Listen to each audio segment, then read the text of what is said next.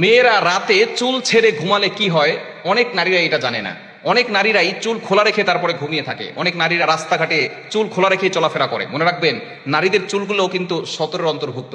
যদি একটা চুল কোনো পরপুরুষ দেখে, তাহলে একটা চুলের পরিবর্তে আল্লাহ পাক রব্বুল আলামিন 70টা সাপ বানিয়ে ওই 70টা সাপ তাকে আক্রমণ করতে থাকবে। এবার চিন্তা করেন, কত নারী এমন আছে যারা সঠিকভাবে পর্দা না করে চুলগুলো পরপুরুষকে দেখিয়ে বেড়ায়।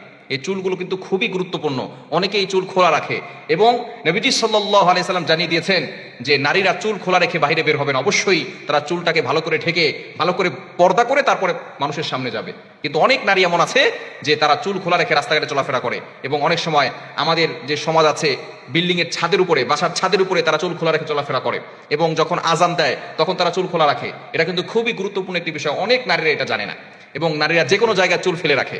এই চুল যে কোনো জায়গায় ফেলে রাখলে কিন্তু আপনাকে ব্ল্যাক ম্যাজিক করতে পারে কিছু মানুষ। এবং অনেকে আছে যে চুল যেখানে সেখানে ফেলে দেয়, চুল যখন ঝরে পড়ে যায় যেখানে সেখানে ফেলে।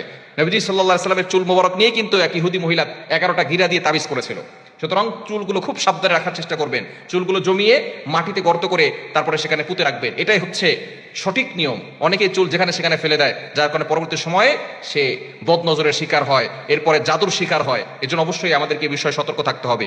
যেখানে সেখানে চুল খোলা রেখা যাবে না, তাহলে কিন্তু জিনের আসর লাগতে পারে। এবং রাতের বেলা ঘুমালে কিন্তু আমাদের আশেপাশে অনেক জিন জাতি থাকে, বদজিন। যে বদজিনগুলো আমাদেরকে ক্ষতি করার চেষ্টা করে এবং নারীদেরকে বেশি ধরে থাকে। কেননা নারীরা আল্লাহ প্রদত্ত কিছু অসুস্থতার সময় আছে, বিশেষ যে সময়গুলো থাকে অসুস্থতার সময়, তখন যদি তারা বাহিরে চুল খোলা রেখে ঘোরাফেরা করে, অপবিত্র থাকলে জিনটা তাদের উপরে বেশি অ্যাটাক করে থাকে এবং চুল খোলা রাখলে তাদের উপরে অ্যাটাক করে থাকে। বিশেষ করে নারীরা আজানের সময় চুল খোলা রেখে বাহিরে বের হবে না। কারণ আজানের সময় যখন আজান দেওয়া হয় তখন শয়তান পলায়ন করতে থাকে।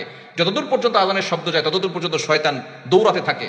তখন কিন্তু কুকুর এই শয়তানকে দেখে আওয়াজ করে, ঘেউ ঘেউ করে আওয়াজ করে, কেননা কুকুর শয়তানকে দেখতে পারে যখন শয়তান দৌড়াতে থাকে। এই দৌড়ানোর সময় যদি কাউকে দেখে, কোনো মেয়েকে যদি দেখে চুল খোলা দিয়ে রাস্তায় আসতেছে, তখন ওই মেয়ের উপরে অ্যাটাক করে, ওই মেয়ের উপরে আসর করে থাকে, ওই মেয়ের উপরে সে ভর করে থাকে। তখন কিন্তু ওই মেয়েটা কঠিন বিপদে পড়ে যায়। দেখবেন এরকম অনেক মেয়ে আছে যাদেরকে জিনে ধরেছে। এরকম চুল খোলা রেখে আজানের সময় বাইরে হেঁটেছে অথবা ছাদে ঘুরেছে, তখন জিনের সামনে পড়েছে, জিন ধরে নিয়েছে। সুতরাং রাতের বেলা ঘুমানোর সময়ও আপনি চুল খোলা রেখে ঘুমাবেন না, চুল খোলা রেখে ছেড়ে দিয়ে তারপরে ঘুমাবেন না। হতে পারে কোনো জিন আপনাকে দূর থেকে অ্যাট্রাকশন করতে পারে। আর জিন যদি একবার কাউকে ধরে তাহলে কিন্তু কঠিন বিপদে পড়ে যায়। যখন কোনো মানুষের ভিতরে জিন ভর করে তখন কিন্তু সেই মানুষের কতটা কষ্ট হয়, যাদের উপরে ভর করে তারাই মাত্র বুঝতে পারে, এছাড়া অন্য কেউ বুঝতে পারবে না। যখন ভর করে ভিতরে ঢুকে তখনও কষ্ট হয়, যখন বের হয় তখনও কষ্ট হয়। এজন্য একজন মানুষকে একবার অসুস্থ করে ফেলে, অনেক মা বোনদের উপর এরকম জিন জাতি আসর করে তাকে আস্তে আস্তে অসুস্থ করতে করতে সে এক পর্যায়ে দুনিয়া থেকে বিদায় হয়ে যায়। এজন্য রাতের বেলা ঘুমানোর সময় অবশ্যই সতর্ক থাকবেন।